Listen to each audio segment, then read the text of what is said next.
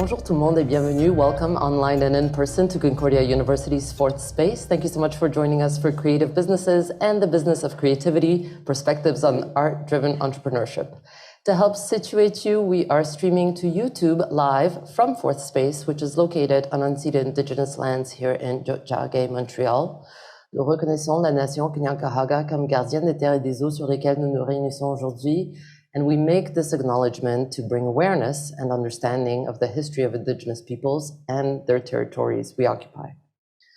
At Fourth Space, we work with our university community to mobilize and exchange knowledge by co-creating daily activities, conversations such as this one. So it's our pleasure to have collaborated with the National Bank Initiative in Entrepreneurship and Family Business at John Molson School of Business and the Faculty of Fine Arts to make this panel possible. It's now my pleasure to pass the floor to Deans Anne-Marie Croteau and Annie Gérin. Welcome. Bonjour, I am Annie Gérin, Dean of Concordia's Faculty of Fine Arts.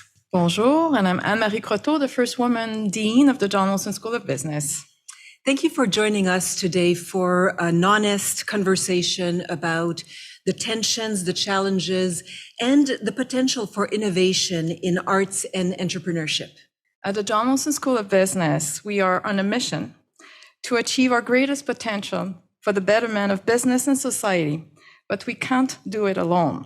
The unique opportunity offered to us today by Ehsan and Mark will allow us to explore all the factors that invite innovation in establishing a successful creative business. Entrepreneurial mindset is increasingly important for creative practitioners in a modern economy. Before the pandemic, Statistics Canada estimated that the direct economic impact of culture industries, including visual arts, performing arts, literature and publishing, music, media arts, and screen-based industries, amounted to roughly $53.1 billion. And according to the Global Organization for Economic Cooperation and Development, the proportion of self-employed creatives is increasing globally due to a rise in contractual form of work, multiple job holding, and non-institutional support. Canadian statistics show that 30 to 40% of women in creative industries are self-employed, compared to 15 to 20% in other industries. Combined with the statistic that Dean Gérin just shared, these numbers paint a picture of opportunity for sure, but also concern. Indeed, the reality for women in this area is that it's not that easy. Women get paid less, perform less hours, and have to combine several other jobs to finally earn a decent living. And we know artists and creative businesses took a hard hit during the pandemic. As we're turning a corner and adjusting to today's business realities, it's necessary that we have an informed narrative and open dialogue around the challenges creative businesses face, but also the potential for development in this area. The undeniable social contributions to intellectual, cultural, and artistic communities by our students and our alumni have led us here today to have this timely conversation on how we can help each other thrive using our collective expertise. So on behalf of both of our faculties, we thank you all for joining us and we wish you an insightful exchange. Thank you all.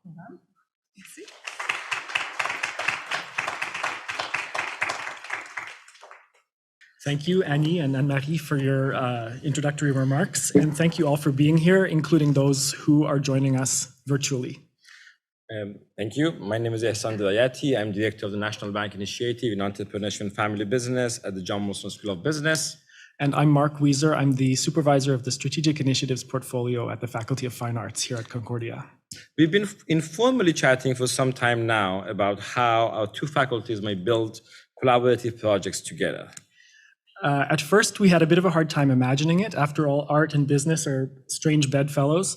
But recently, over a cup of coffee, we realized that maybe the logical place to start was exactly right there in the strangeness, at the confluence of the two fields, investigating, as Annie mentioned, the pushes and the pulls, the hidden commonalities, the challenges and the tensions that keep us coming back to the table. Yeah, so we decided to start with this panel that we have today as a part of the exchange series of the National Bank Initiative and as the first collaborative event of such between our two faculties. And it has been a remarkably fun and exciting journey so far. You keep it this way, I'm sure. To do this, we needed to enlist expertise. So we got to work and brought to you this panel of amazing panelists, the group of amazing panelists that we see here, who could speak to the multiple facets of these questions. And we're happy to offer this panel discussion today featuring Megan Bradley. Megan is the co-owner and director of the Bradley Artist Kiran. So I hope I'm right in pronouncing that, yeah. And Concordia Art History alumna. Diane Roberts, who is the founding artistic director of Arrival Legacy Project and interdisciplinary humanities PhD student at Concordia. We also have Undine Hogebaum, who's joining us online. You see on the screen over there, who's the director and founder of Flourishing Startups, which she'll tell us about, and a program lead at Concordia's D3 incubator. And finally, Brigitte Leblanc. There she is. Associate Vice President, Canada and International at the Creative Industries Group, National Bank of Canada. And finally, the panel is moderated by Dr. Adrienne McDonald, who's an Associate Professor and Canada Research Chair in Governance and Sustainability at the Department of Management at the John Molson School of Business. We are really quite proud to have such an impressive roster of women on our panel today. And it just so happens, as it was intimated before, that this is International Women's Rights Day. And so it's a happy confluence. And in fact, maybe not such a coincidence considering the subject matter, as we'll get into. Yep, and it was all planned. So we would like to thank the National Bank for their support in the initiative and also especially Concordia for the space for their support and hosting us today. But with such a magnificent list of speakers, our real job is to get out of the way. And so without further ado, please welcome our panelists. Adrienne, the panel is yours. Yeah. Thank you so much. So welcome, everyone. Thank you for joining us this afternoon and coming to our event on art-driven entrepreneurship, where we're going to explore questions around what happens when we have business and creative processes converging and what the two worlds can actually learn from each other.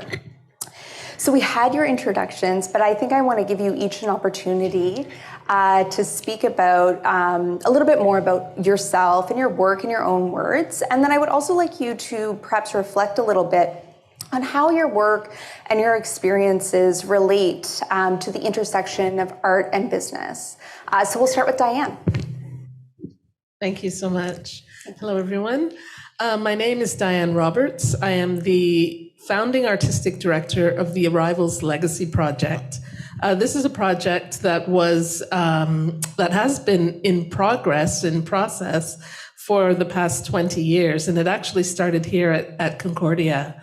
I'll tell you the history in a second, but I want to say where we are in our organizational development. We're in the second year of being a nonprofit organization. So 2 years ago, we registered as a nonprofit organization, and that was out of necessity because we actually had received quite a large grant from the Digital Arts Strategy Fund at the Canada Council, and that prompted me as the sole proprietor at that time to say, I don't want that money coming through my account. So I'd always wanted to create an organization out of the Arrivals Legacy Project. So it gave me the opportunity to do that with that funding in place. So I brought an incredible board of directors together, one of which is in the room today, but it's a national board of directors. And we've been operating now for, like I said, just coming up to 2 years. Should I tell a little bit about the history of the organization, or? Sure. Yeah, we have a few more seconds. Yeah, okay, go ahead. Great. Yeah. So basically, the Arrivals Legacy process was a process that I developed. As I said, I was here at Concordia. I was teaching in the theater department, an introductory to acting course. And I wanted to create an exercise where I felt that the students would be on an equal playing ground, culturally, disciplinary. Some of the artists that were coming in to take that course were designers and theater studies students, technicians, as well as actors. So I created an exercise where I asked the students to embody an ancestor 2 or 3 generations away. And through that process, they really started to gain an understanding, a deeper understanding of themselves as artistic vehicles, but also as people. They started to connect to a river of experience in their own histories. So I started to develop this work, working with more artists across Canada, focusing mostly on racialized artists and Indigenous artists, looking at ways that we create based on our root cultural traditions. And so from that, the process developed over the past 20 years. And it was last year that we just decided that the process needs an organization to contain it. Awesome, thank you. Actually, let's go to Undine online, switch it up a little bit. Hi, everyone. I'm a bit gutted that I'm not there with you all in person. Came down with a little bit of a throat thing this morning and want to keep everyone safe. So thanks for having me online. So I guess my story, I've always been an entrepreneur. I've started 7 social enterprises over the last 25 years in Botswana, South Africa, and now in Canada for the last 10 years. And my work has always been centered around this question: can business do good? Can business be good? And not just for some, but for all its people, for everyone it serves, our communities and our planet. And then I kind of transitioned in the last probably 8 years to asking the question, can business be more than good? Could it be a vehicle for regeneration and healing? And so even though I started all of these great businesses over kind of 25 years, I kept hearing this story that if I want to be taken seriously, especially in North America, I would need to kind of support all of my experience by having a strong business background. So I went and did an MBA, which was fun. But it was also a little bit shocking to me because I was pretty disappointed. Some of the content and underlying approaches to business were not matched up to my experiences in starting and running social impact businesses. There wasn't a lot of talk around sustainability and not a lot of understanding around the context of business. We exist in communities, in society, and on a planet. I know that when I did my MBA 10 years ago, a lot has changed since then, and it's very exciting to see some of the programming that we see in MBAs today. But during my MBA, I designed a method called the Flourishing Startup Method, and it forms a set of scaffolding supporting and enabling the design of business models that we say are aligned to kind of flourishing goals. So flourishing is, I'll give you a couple of definitions. One is it's about loving ourselves, loving our land, and loving our people. And a business is thrivable when it enhances the integrity, beauty, regenerative capacity of the whole living community that it touches. And this is the center of my work at Flourishing Startups, as well as Balsam Impact by District 3 at Concordia. We're embedding this flourishing startup approach into programming. And how it connects to art? Well, firstly, art for me is an incredibly powerful vehicle for change stimulation. It's provocative, it's there to make us think. It enables us to witness and experience different perspectives, cultures, and most importantly, to question some of the paradigms that are perpetuating really harmful practices, oppressive systems, and inequality, both in our communities and certainly also through business. Secondly, there's artists. And in order to design flourishing, aligned businesses, we've been doing a lot of work around what we believe is a new set of competencies for entrepreneurship to bring about these flourishing organizations. And voila, what do we have?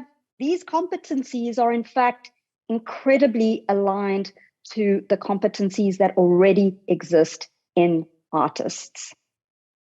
Flourishing competencies include empathy, creativity, openness, iterative design, wholehearted engagement, feeling deeply, being engaged.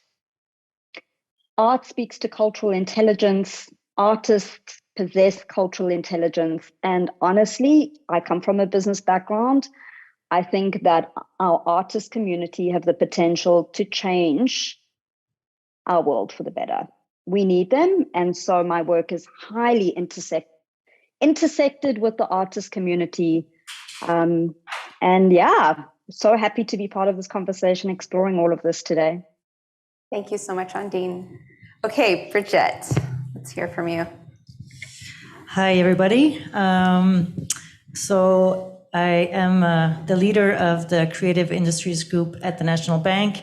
So I found it very interesting when I spoke to Hassan, understanding the key question being, does it exist an intersection between arts and business? And I think that we embody, in a certain way, the intersection. Basically, the mandate that I have with my team is to support any banking, financial needs for creative companies. And just to be clear, because creativity and art has many definitions. We cover productions, we cover gaming, musicals, any types of artists, digital creativity. So basically, we have the opportunity on a daily basis to hear the projects, the dreams that all of these creators have, and translate it, if you will, within the bank's, I'd say, requirements, and support those companies. So we've been existing for 25 years. So obviously, this is certainly a sector that we believe in. Personally, I find that it has a really big impact. I'm very proud to be part of that team. And I guess I would keep it at that. Great. All right. Last but not least, Megan. I'm glad I got to go last. I got the shakiness out. So my name is Megan Bradley, and I'm the co-founder and co-owner of a gallery here in Montreal called Bradley Ertaskaran. My business partner's name is Antoine Ertaskaran, and we are a commercial enterprise. So we are a privately owned commercial space, but we work with contemporary artists who are doing extremely evocative, interesting contemporary artwork. So my job is to represent these people and to represent them in many different ways. So we accompany them throughout their career, and our relationships are long-term. We really focus on long-term goals with our artists, and we look to get them into institutions and to have sort of international impact as much as possible, to really have as much visibility as possible. And then, of course, we also try to sell their artwork. And so we do that in different ways. We have a lot of individual clients who we've cultivated over time. Both myself and my business partner had galleries prior to opening our gallery. So we've really been doing this for a long time. And we both came to the table with a strong client base that we continue to develop. So we have individual clients, we have corporate clients, and we have institutional clients. And our so our job is to place artwork with these clients. But as I was saying, it's also really about representing our artists in other ways as well, and accompanying them through all sorts of different challenges, and supporting them if they want to do a major installation at a not-for-profit museum space. Maybe we contribute to, helping them build that installation. There's all sorts of things that we do. We do a lot of outreach for our artists that isn't strictly based upon a sale. Again, as I say, it's like a very holistic approach to representation, and it's kind of akin perhaps to representing maybe like an actor. Maybe you have sort of all kinds of different things that you do that isn't about one specific immediate result. So it's a very privileged position that I'm in. It took me kind of I've been doing this for a long time in sort of different ways. And it's really kind of a dream come true, because I realized quite early on that this is what I wanted to do. And when I did try to kind of stray away from it, I was always sort of pulled back, because I love to accompany artists in their creativity. I am not a creative person. I am not a maker. And I have a tremendous respect for people who can make, because they make us think, they make us question things. So, yes. Great. Thank you. That's perfect. That's perfect. Okay, so let's dive right in to the conversation part, where we start to explore the relationship between business, maybe with a focus on entrepreneurship and art.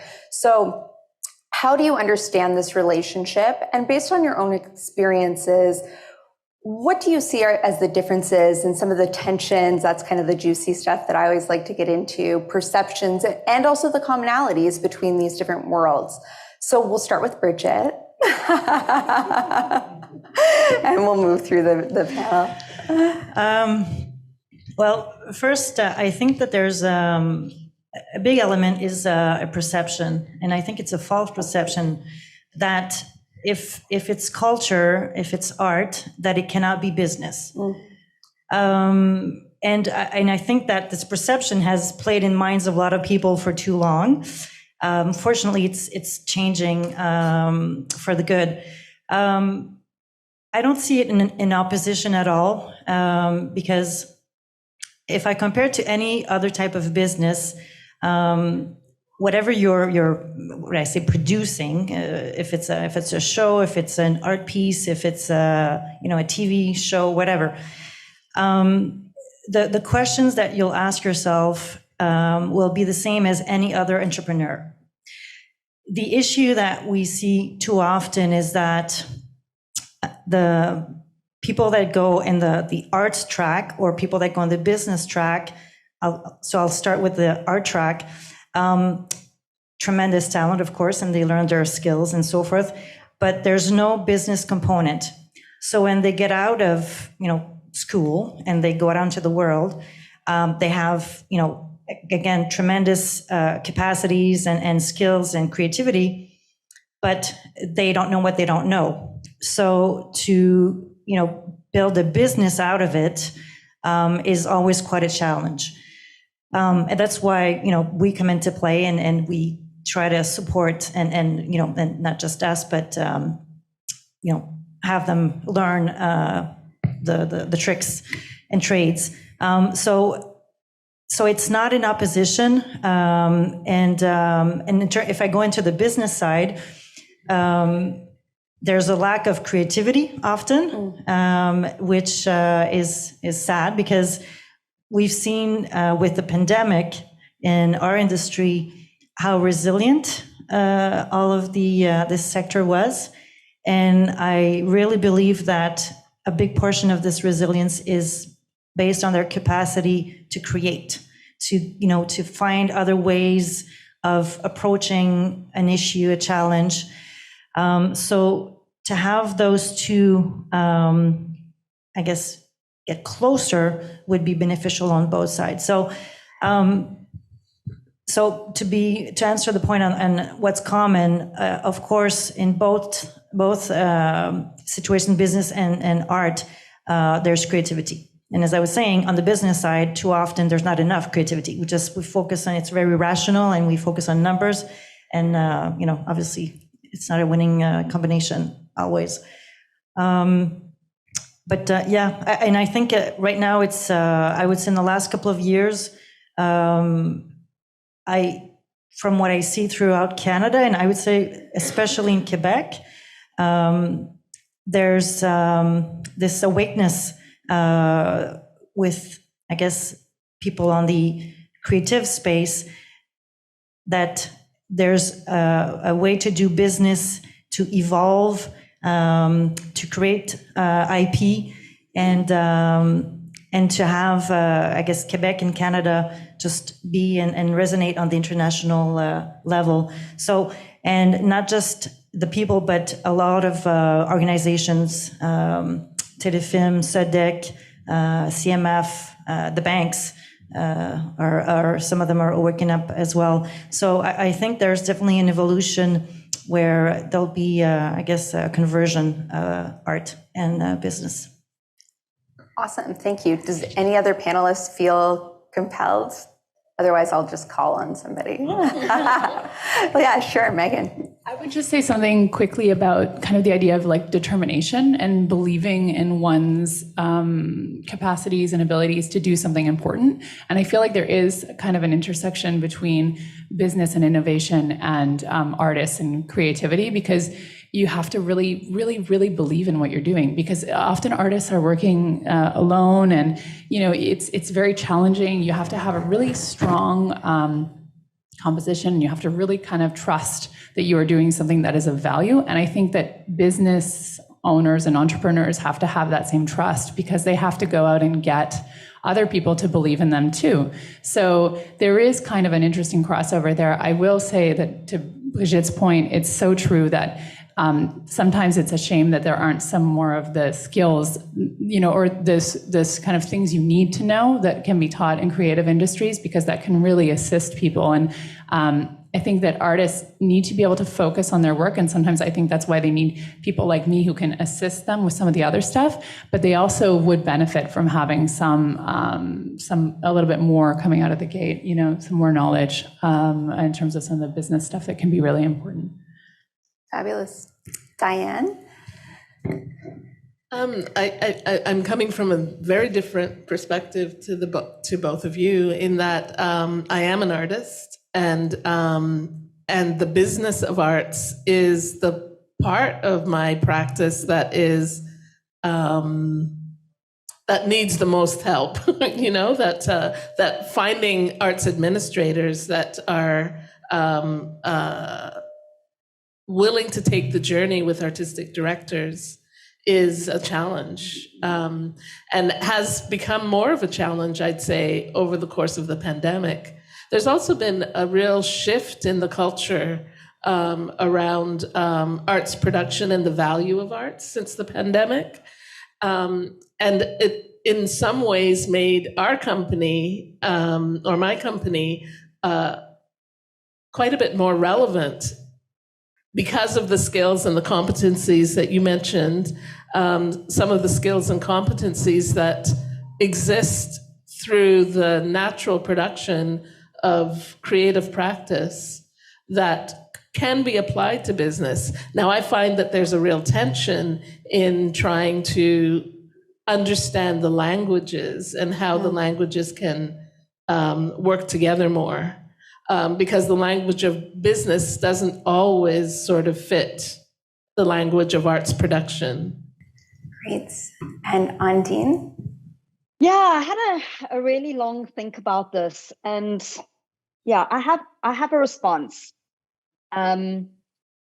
We all know what business is. It's an entity engaged in commercial or industrial professional activities. That's kind of how we define a business. But how do we define art? The expression or application of human talent, creative skills, and imagination. So for me, of course, there's a tension that exists, because these are not the same things, yet they are being weighed up against each other in actually quite a binary way. How can we compare apples with pears, a business which is an interconnected set of multiple activities, people, cross-functionalities, as an entity with one individual creative expression? Yet we do compare them strangely. And we also compare business folk and artists. When we compare business folks and artists, we also compare them through this dominant kind of capitalist lens, which views art and artists as often second rate to business. The successful businessman, the struggling artist, right? This is a narrative that we kind of carry. And I think these narratives are just plainly incorrect. We need to go back to this question around how do we define art and how do we place value on the skills, creativity, and contributions of individuals to communities and societies. The other thing that I think is really important is that art is incredibly broad. Like, think about the spectrum of all, everything from kind of like visual designers, performers, pottists, painters, sculptors, dancers, fashion designers, gaming designers, commercial writers, healers. I mean, this is kind of all encompassed in this definition of art. And Anne-Marie mentioned in our opening around the scale of the value of the creative economies globally. And this is significant. So I know many artists in business that are entrepreneurs, and they're in business because their art is kind of product-centered. They're adapting their products based on market needs. And so, of course, this becomes a business. And some artist businesses are really large, some of them are micro businesses, and some even contribute into informal sectors. And then there's the question, well, is commercial art art? Is this art? Well, yes, it is art. It's a form of art. So I think, we really need to better understand the diversity of art so that we don't blanket all art and put them into a single box, because I don't think this is wise. There are emerging models and a lot more support that I've seen, certainly over the last 10 years, around how we support artists commercially in business. And Adrienne, it's this kind of merging of business and artist practitioners together that form a really incredible and dynamic opportunity for art to be commercialized. But we also need to support artists in the language, in the ways, and this is what was just mentioned by Diane, that fit their creative process. This will make the transition of artists into a commercial space more equitable, inclusive. I know so many artists that suffer terribly from imposter syndrome in the business community. It's not very welcoming. But we also need to educate business folks in the value of the creative economies, in business models supporting art and commercializing art, so that they can see the potential and they can see themselves there. Because if we have more business folks and artists collaborating from a commercial perspective, I think we have, an incredible opportunity to bring art commercially into the world. But I do want to mention the artists that are creating in the social and environmental justice movements. And I believe that this is a pretty big misfit between art and business. Because how do you commercialize expression, social commentary, paradigm exposure, individual and collective stories? And this is the big question that artists have asked for many years. How do we monetize our artistic truth? Which is why we can't lump all artists into one category. Fundamentally, it comes down to the value that we put on these types of artists, because it's these types of artists that I believe are changing the narrative for the way that we can bring about new innovations and new ideas to solve some of our planet's biggest challenges. And here there is a very big and distinctive divide, because you can't commercialize this. And business is only interested in art that you can commercialize. And we need these artists that are supporting innovative new ideas. And so that's my big question. How do we support those artists so that they can join us in business, bring their minds, their creativity, the way that they see the world to help us to imagine different things, different opportunities, so that business can be a source of good and aligned to flourishing outcomes. And that's my question.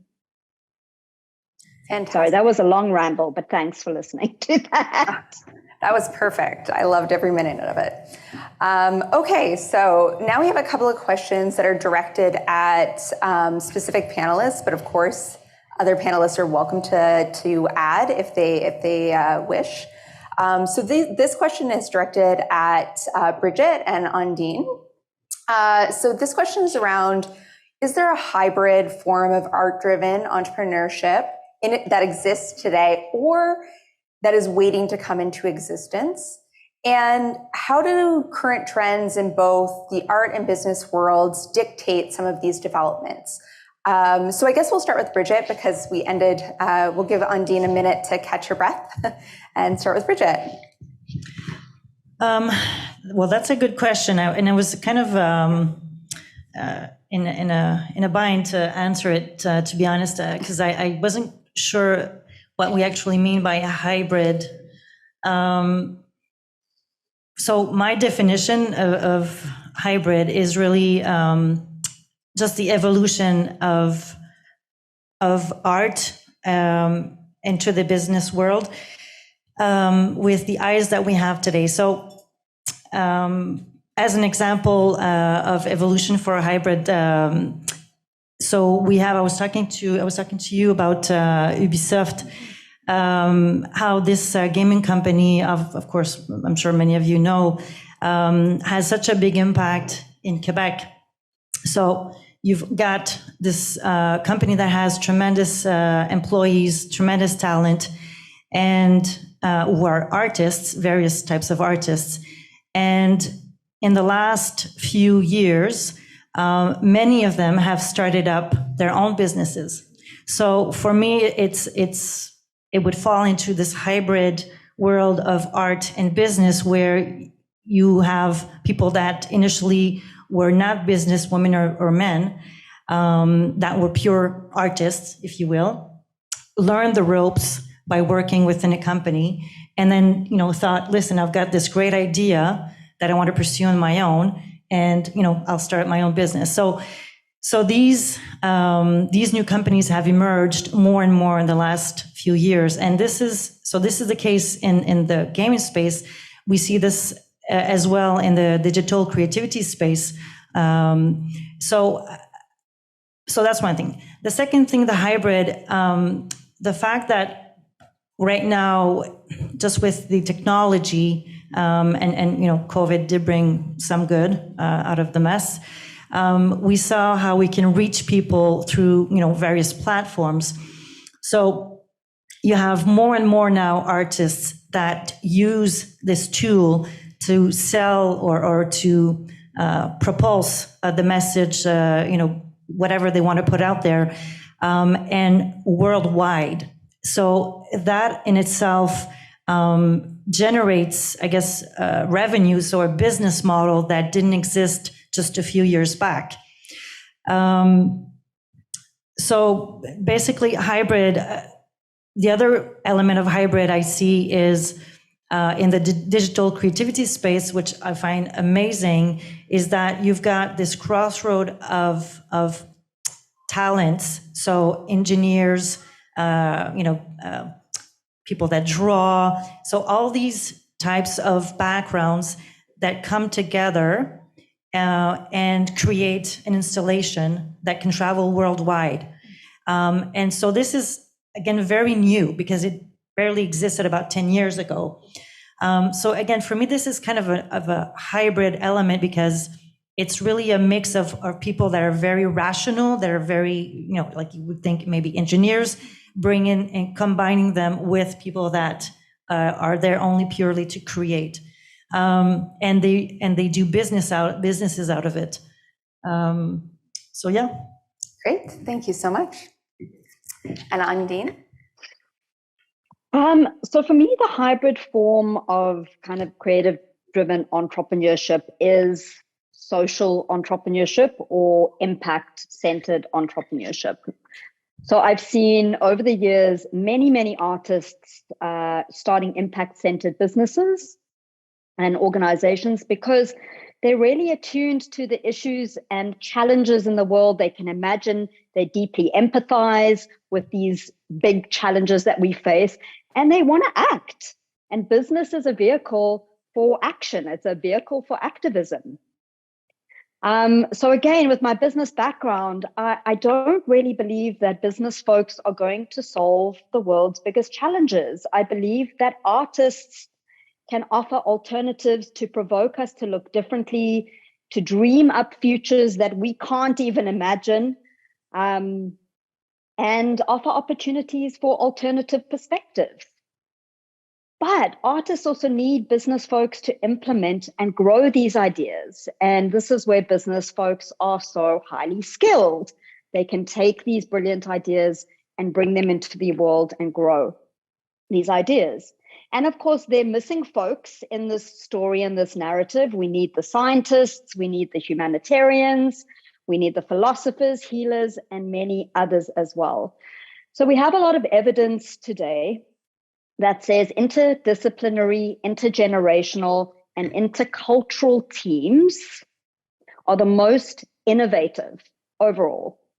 And so for me, this is the future, and this is where artists can play a really significant role. I think both artists and business folks need to work on cultural intelligence competencies so that they can co-create democratized ways to work together that are free from dominant power dynamics, where artists have an equal seat at the table. And this is what will enable real innovation to transpire in our business communities. I don't believe artists, especially those that are working in social and environmental change and social commentary, I don't think they need more business skills. I think artists that are visioning and imagining new ways of doing things and solutions need to be partnered with business folks. But what these artists do need are new models to support their work. So maybe they're part of innovation teams, but there's also periods of time where business pays for them to go and create their art. So we need to think about new models to support the creatives that we need in business to support us with innovation. And I would love to see more business folks immerse in more creative activities. Bridget, you mentioned that earlier. I think that this would help us to begin to imagine more equitable, safe, and just business practices that will enable us to support new innovations. So lots of opportunity for synergy together. Thanks. Fantastic. Thank you so much. Do any of our other panelists want to have anything that they want to add to that conversation? Perfect. And I really understand, Undine, what you're saying, because and I think there are twofold. So when we talk about artists, obviously there's a multitude of artists that don't necessarily want to manage their own business. That they want to do their skill. They want to be creative on whatever they're doing, and that's perfect. That's their motivation. The ones that do want to build a business out of it, again, I think it's a question of mindset, because unfortunately, I think most of the world, should I say, think that because you're an artist, you will not have the necessarily skill set to be a business person. But that's not true, first. Second thing, this reality where you don't know what you don't know is the same with any other sector. So anybody else that does whatever, wants to sell a bottle or whatever, that has not done, an MBA course or a management, whatever, will not have, they're not going to be born with the skills because they're selling a bottle versus the artist that will be selling whatever. So I think that first people need the artist, the creativity space need to stop thinking that it's a break, it's a mountain, then it's not, those two are not two realities that can be in the same space. Everything can be learned. So again, it's working with the right people. It's, yes, working in teams, collaborating. I believe that there's a lot of innovation when you bring different skill sets in different worlds. But really to stop thinking that because we're in the creative space that, too bad, we don't know business, we won't be able to manage a business. Because the steps that a new person in the world of business will have to climb are the same that any other person in any other sector will have to climb. So, yeah, everything can be learned. Perfect. Thank you so much. Okay, so this next question is directed primarily at Megan and Diane, although, as always, other panelists can jump in.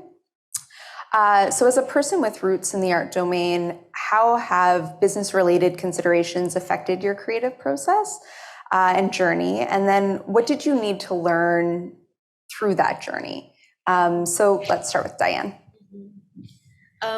It's interesting because I was reading a transcript of an interview I did. There was a book coming out on this very topic, business and the arts. And I was reading that interview and reading, rereading what I had said about some of the ways that I supported myself when I work as an independent artist. So sometimes we take jobs that need to sustain us because we're waiting for the next creative job that will sustain us. So I was thinking about, I went the temping route. Some artists do the restaurant route, and some artists do the admin route. And I was thinking about some of the jobs that I had along the way that prepared me for running the company and running different companies that I've run throughout my career. And some of those deep administrative skills and some of the creativity that came with the skills that we brought to businesses.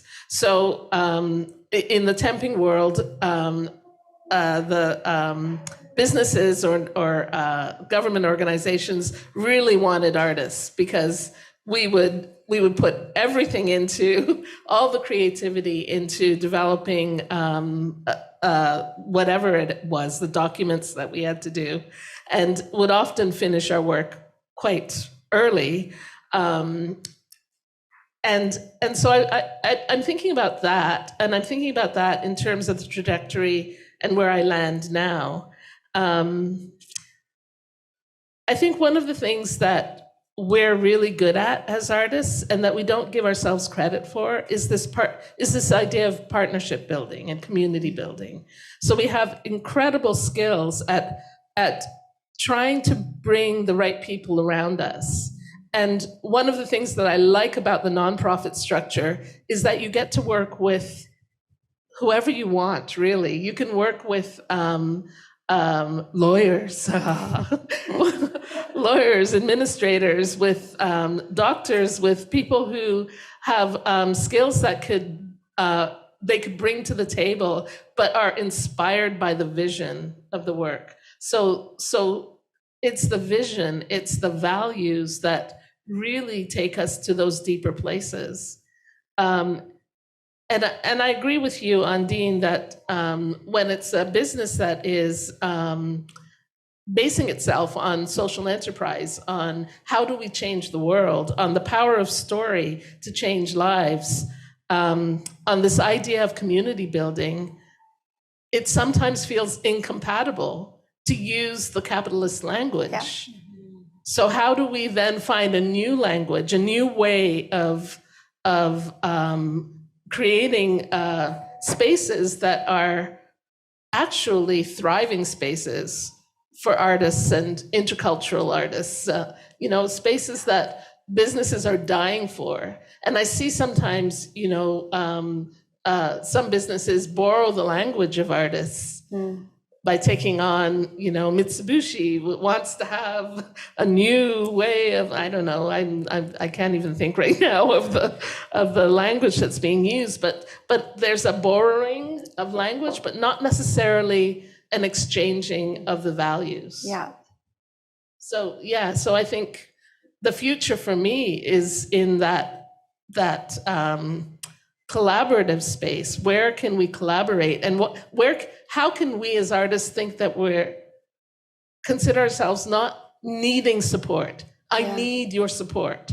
We're put in this place of need rather than how can we actually work together to change the world? Yeah. Okay, so maybe my creative process and journey, business-related considerations. Yes. So, my journey was roundabout in a way because I studied art history and I did both my undergrad and my master's in art history. And doing that, I had absolutely no formal business training, and I recognized that I was really interested in business, but I was also really interested in the history of art, and particularly the history of contemporary art, because it was easy for me to kind of access and understand. That's usually considered like maybe 60s or 70s onward. So you could look at all these important political moments and look at them through art. And I always thought there was a way that art that becomes important or gets recognized in museums and in the history books, I mean, it gets there, somebody gets it there. So the artist gets it there, but there must be somebody else involved. So I kind of learned more and more about galleries and what, artist representatives can do. And I decided when I was 25 to open an art gallery, and I had no experience and no network and no money and no nothing. I went to Yes Montreal, which is an organization here that helps young people sort of learn how to write business plans. I worked at a restaurant and for 6 months and wrote a business plan in my off time, and then I got a bit of money. I opened a gallery, and then I just struggled for 3 years. It was such a struggle. I continued to work at the restaurant so that I could keep the gallery alive.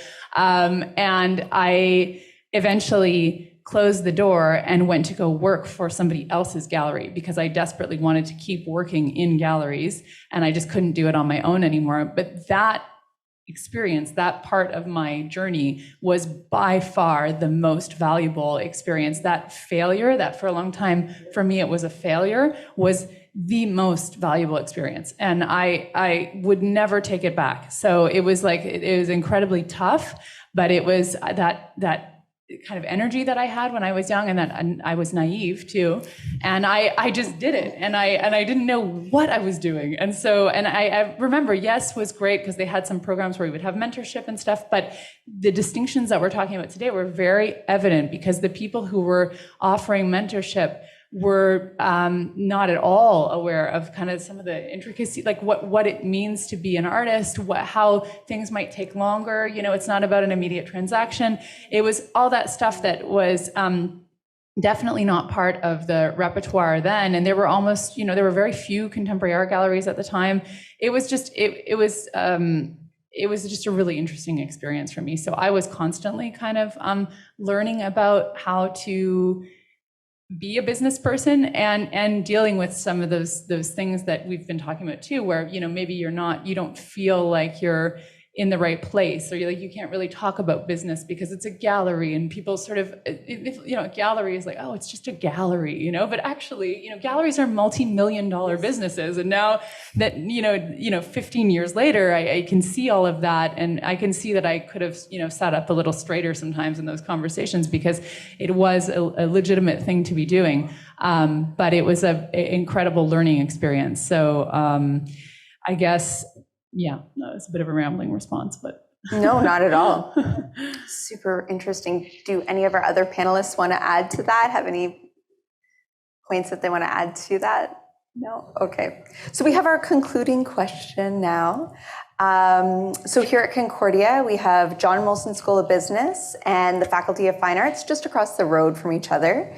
And in universities, we like to talk about breaking down silos and fostering interdisciplinary collaboration. So what might it take for an institution like this to bring about innovation and co-creation between these two faculties? I'm curious to sort of pick your brains about that. So let's start with Diane. Oh, wow. Yeah, this question, I don't know if I have an answer to. I think maybe just sort of jumping off what I was saying about partnerships, that there's something about the building of partnerships and the building of value statements that is a really important skill to learn. And it's an embodied skill. It's not something that you can sort of work out on a piece of paper. I mean, you can,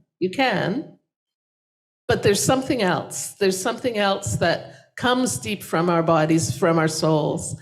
And so perhaps a way of creating a synergy between the faculties is to allow for or invite an embodied process of visioning. Mm-hmm. That would allow business students an opportunity to work with different parts of themselves that they may not in their normal life or in their normal school life be able to do. And then where the exchange can happen with fine arts, like the business courses that might cross over and give us a sense of, I keep coming back to this idea of story. How do we tell our story? How do we continue to retell our story? When you're in the granting system, you're always trying to reinvent and retell your story in a way that will fit this funder's criteria and such. And that can be a debilitating skill, but it also could be a really, really wonderful skill as you continue to churn and redevelop your ideas. So there's something, I think, in the synergy of story building, embodied processes, and value development that could be a synergistic, I don't know how to end that sentence, but opportunity, let's say. Yeah. And I think for me, that kind of comes back to some of this conversation that you were having around language, right? And finding new language that is sort of on equal footing for both parties, right? So that we can sort of neutralize some of the power asymmetries potentially, and helping those different groups speak to each other from a new place of understanding. Is that, I don't want to put words in your mouth. Absolutely, yeah. Thank you so much. Well, first, I think that today is the first step. I mean, I was excited understanding that this panel was happening. I mean, for me, it's about curiosity. It's taking the time for each, I'll say, faculty to, I guess, set up times, ways, activities to get to know one another, their realities, their challenges, their dreams, and to see out of those discussions if there's any junction. You know, I have a lot of friends, and myself personally, I would have loved to be own my own business. I had no ideas. So then I was I work at a bank.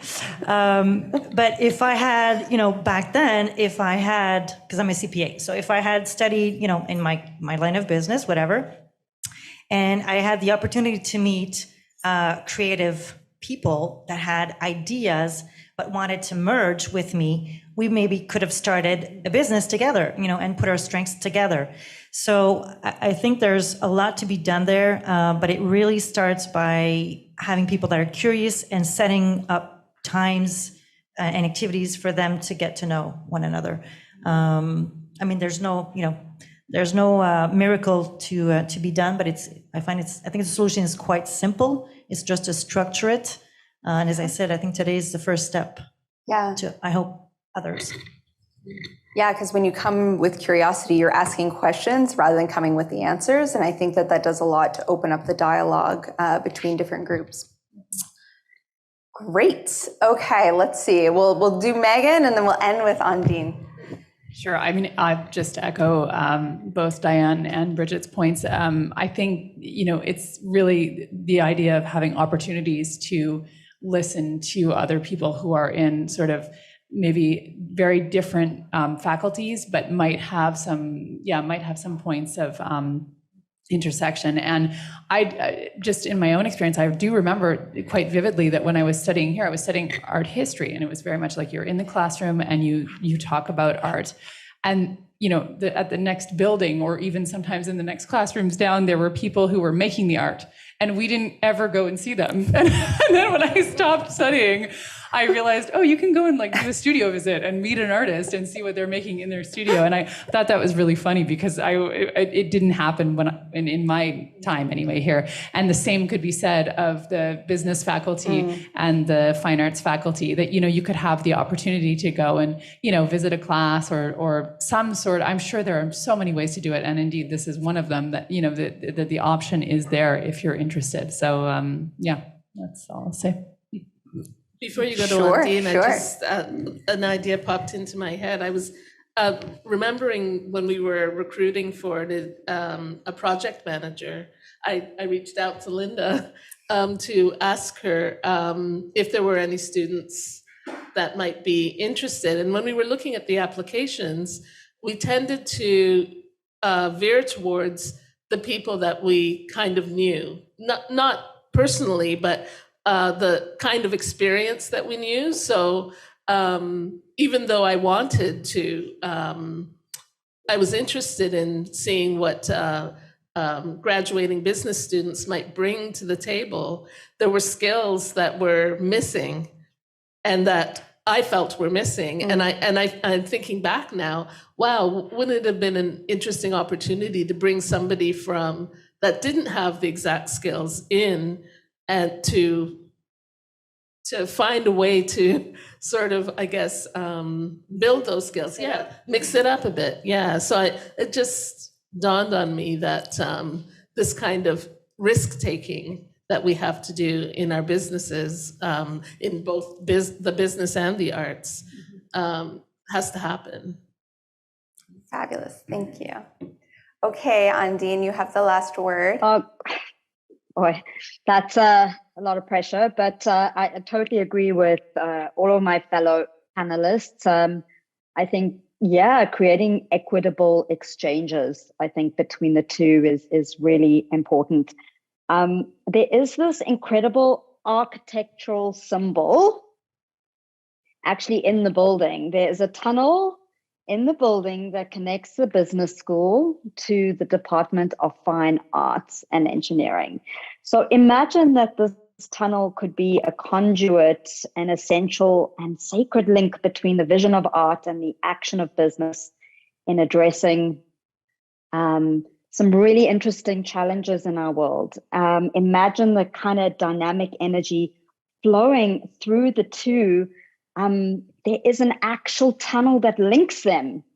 And I think this is really symbolic. I think it could be one of the most important links that we have in the institution. And so my question back to the hosts of this incredible panel discussion is, how are you going to ignite this tunnel so it becomes a foundation for innovation towards a flourishing future for us all? Wow, that's a good thing. We now have our work cut out for us, I think. Perfect. I think that's, we're basically right on time. Great. Well, thank you so much for your incredibly rich contributions to this discussion. You too, Ondine. It's really been a privilege to sit and listen to the challenges that have been brought up and the really interesting ideas, all the creativity that's been going on between the five of you. So thank you very much. Thank you. If you have an idea for a podcast, please let us know. You can contact us by email at info.4@concordia.ca or find us on social media at CU Fourth Space. All social media is managed by Jacqueline Wexler. This episode of the Fourth Space podcast is hosted by me, Maximus Delmar, and produced by Anna Voklavek and Douglas Moffat. Editing by myself, Douglas Moffat, and Chanel Lees Marshall. Additional thanks to Supercontinent for providing our theme music. Thanks for listening.